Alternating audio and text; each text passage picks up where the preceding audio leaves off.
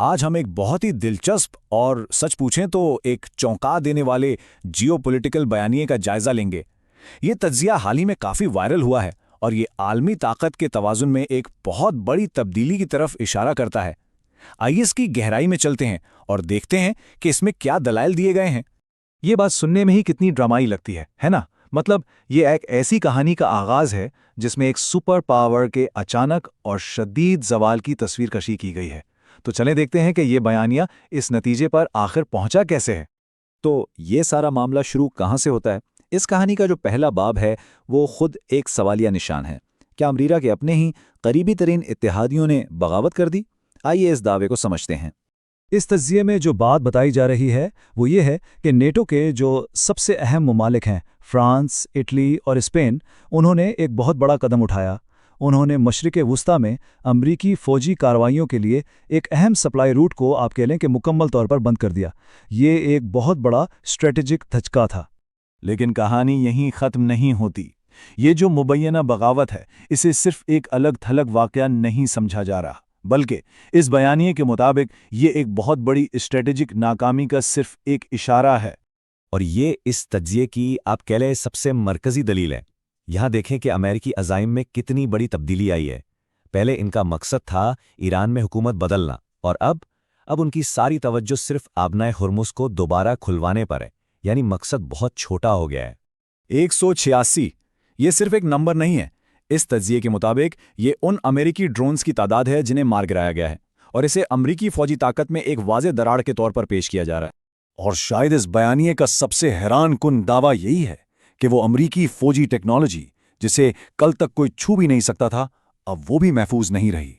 یہاں تک کہ F-35 جیسے جدید ترین طیاروں کو بھی اس بیانیے کے مطابق کامیابی سے نشانہ بنایا جا رہا ہے۔ تو ایک طرف جہاں امریکہ کے زوال کی کہانی سنائی جا رہی ہے، وہیں دوسری طرف ایک اور طاقت کے ابھرنے کی داستان بھی ہے۔ اور یہ تجزیہ کہتا ہے کہ ایران کا یہ عروج کوئی اتفاق نہیں، بلکہ یہ تو ایک 40 سال پرانی سوچی سمجھی حکمت عملی کا نتیجہ ہے۔ اس تجزیے کے مطابق یہ کوئی اچانک ہونے والا واقعہ نہیں ہے، یہ ایک 40 سالہ منصوبہ ہے جس کے 3 مراحل تھے۔ پہلا مرحلہ تیاری کا، جس میں 40 سال تک امریکی حکمت عملی کو سمجھا گیا۔ پھر آیا دوسرا مرحلہ موقع کی تلاش کا، اور اب تیسرا اور آخری مرحلہ چل رہا ہے عمل درآمد کا، یعنی اپنے منصوبے کو حقیقت میں بدلنے کا۔ اور یہاں اس کہانی میں ایک بہت بڑا ٹوسٹ آتا ہے۔ دیکھیں، امریکہ کا سب سے بڑا ہتھیار کیا تھا؟ اقتصادی پابندیاں۔ لیکن اس نظریے کے مطابق یہی پابندیاں ایران کے لیے ایک لاٹری بن گئیں۔ کیسے؟ کیونکہ اس نے ایران کو آبنائے ہرمز پر کنٹرول کر کے بے تحاشا پیسہ کمانے کا ایک نیا موقع دے دیا۔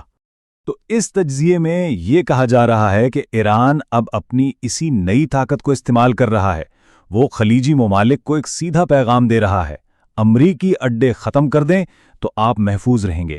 یعنی وہ منظم طریقے سے خطے سے امریکی اثر و رسوخ کو ختم کر رہا ہے۔ لیکن اس کھیل میں ایران اکیلا نہیں ہے۔ یہ بیانیہ ایک نئے اور بہت طاقتور اتحاد کی طرف بھی اشارہ کرتا ہے، جس میں 2 بڑے نام شامل ہیں، چین اور روس۔ اور اس بات کو وزن دینے کے لیے تجزیے میں خود امریکی قیادت کے بیانات کا حوالہ دیا گیا ہے۔ جب پینٹاگون کا سربراہ کہتا ہے کہ ہم جانتے ہیں کہ چین اور روس مدد کر رہے ہیں، تو یہ اس بات کی طرف اشارہ ہے کہ یہ اب صرف ایک علاقائی مسئلہ نہیں رہا، یہ عالمی طاقتوں کی ایک بساط بن چکا ہے۔ اچھا، تو یہ مدد ہو کیسے رہی ہے؟ یہ تجزیہ اس کا پورا طریقہ کار بتاتا ہے۔ جب بھی کوئی امریکی طیارہ کسی اڈے سے اڑتا ہے تو چین مبینہ طور پر اس کی لمحہ بلمحہ معلومات ایران کو دیتا ہے۔ اس سے ایران کو اپنے دفاعی نظام تیار کرنے اور پھر امریکی اثاثوں کو نشانہ بنانے میں آسانی ہو جاتی ہے۔ تو اس پوری بساط کا سب سے بڑا فاتح کون ہے؟ اس تجزیے کے مطابق وہ ہے چین۔ اسے نہ صرف سستا اور بلا تعطل تیل مل رہا ہے، بلکہ وہ اپنے عالمی حریفوں کو کمزور ہوتا ہوا بھی دیکھ رہا ہے۔ یہ عالمی طاقت کے توازن میں ایک بہت بڑی تبدیلی ہے۔ تو پھر اس کہانی کا انجام کیا ہے؟ اس کا آخری باب کیسا ہوگا؟ اس تجزیے کے مطابق یہ صرف کسی ایک علاقے کی تبدیلی نہیں، بلکہ پوری دنیا کا نقشہ بدلنے کی بات ہے۔ اس نئے عالمی نظام کی تصویر کچھ یوں کھینچی گئی ہے۔ پہلے امریکہ جنگ کی شرائط طے کرتا تھا، اب ایران امن کی شرائط طے کر رہا ہے۔ پہلے اتحادی امریکہ کے پیچھے چلتے تھے، اب وہ اپنے مفادات کے لیے امریکہ کی مخالفت بھی کر رہے ہیں۔ یہ ایک مکمل طور پر بدلی ہوئی دنیا ہے۔ اور آخر میں یہ پورا بیانیہ ہمیں ایک بڑے سوال پر لا کر چھوڑ دیتا ہے کہ بین الاقوامی سیاست میں یہ کہانیاں، یہ بیانیے خود کتنے طاقتور ہوتے ہیں اور یہ کس طرح حقیقت کے بارے میں ہمارے تصور کو بناتے یا بگاڑتے ہیں۔